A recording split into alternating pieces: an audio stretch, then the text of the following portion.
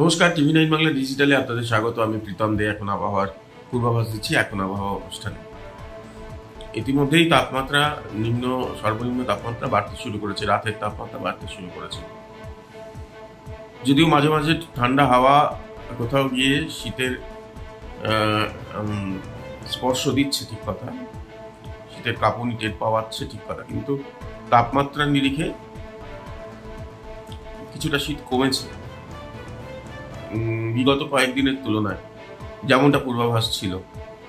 আজকে 21 তারিখ, 22 তারিখ থেকে আরো তাপমাত্রা বাড়বে এবং বড়দিন নাগাদ সেটা 17 ডিগ্রি পর্যন্ত হতে পারে, মানে বাড়তে পারে। সর্বনিম্ন তাপমাত্রা 17 পর্যন্ত হতে পারে, অথচ কিছুদিন আগেই 13তে নেমেছিল তাপমাত্রা।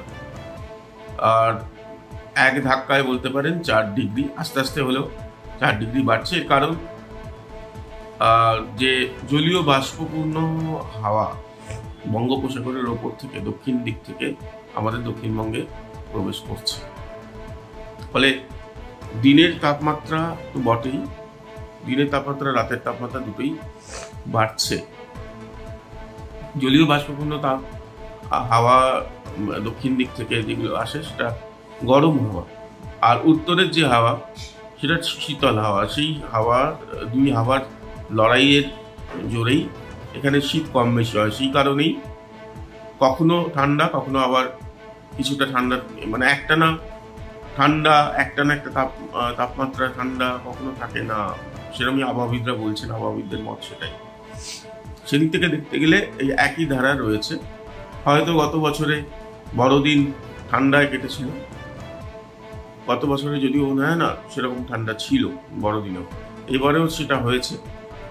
অর্থাৎ এই কমা বাড়া এটা চলতে থাকে, বেশি কম ওঠা নামা চলতেই থাকে, পারদের ওঠা নামা চলতেই থাকে।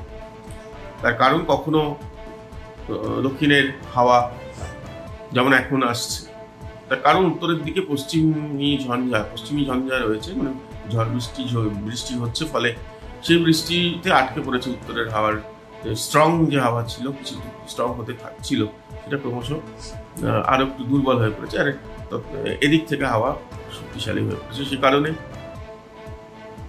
ডিসেম্বরের 25 তারিখ বড়দিন, 22 থেকে শুরু হবে, বেশি থাকবে, 17 পর্যন্ত পৌঁছতে পারে সর্বনিম্ন তাপমাত্রা, রাতের তাপমাত্রা।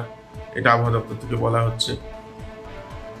আজকে অনেকটা বেড়েছে এবং আগামীকাল, আজকে তো 21 তারিখ, 22 তারিখ থেকেই এই কথা বলা আছে, পূর্বাভাস দেওয়া আছে।